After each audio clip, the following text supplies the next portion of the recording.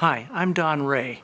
I don't normally put myself on this side of the camera, but today I did an oral history interview with the most astounding woman that just brought joy to my life, and I thought maybe you might want to watch a segment or two of this beautiful, beautiful woman. Enjoy. Take me back to 5 minutes before you ever heard of or laid eyes on the man you would marry, and talk me through that moment of, I knew nothing about him and all of a sudden I know about him. Tell me that story, please. I was in love with him. Go back further. So the first time you ever saw him or anything. I fell in love with him. We did. We would stand in the lines of school, like for lunch or for any of those lines, and we would search for where I would search for where he was, and I would stand there and drool after him. And we finally met, but I fell in love with him before I ever knew his name. He was blonde and handsome and just released from the service, and I was head over heels in love with him.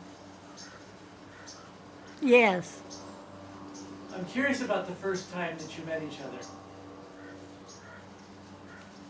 Well, there's a hill at Trevecca, a street that leads up to the school, and we had gone down that. There's a store there, and he was there and I was there. And we stood looking at each other across a bunch of something that was in the store, a counter. And that's the closest we had gotten. And I didn't move toward him, but he moved toward me. And we got acquainted then. Well, he told me his name, and I told him my name, and then we were friends. We walked up the hill together, and then he asked me for a date, and we could only date on Friday nights at Trevecca. It was a very strict school, especially where men and women are concerned. They didn't leave us alone very much. And walking up that hill is the most we had ever been together, And I fell in love with him, and I guess he did the same. And we didn't part till he died. Well, take me back, and if you can remember, please tell me about that first date. Well, that's funny. You're going to laugh. He took me to, most of the students had gone home. He lived in Ohio, I lived in Florida, too far from the school to go for a holiday. And I think it was not Easter, Thanksgiving holiday. And most of the kids had gone home that lived in Nashville. And Ray and I were there. So that was our first date. And he picked me up, and we went downhill into town, and he took me to a football game. One of the local high schools was having some type of football game. And we were sitting on the bench, and he rolled up his program, put it to my ear, and asked me to marry him. Yeah. He says, "Will you marry me?" And I said, "Yes."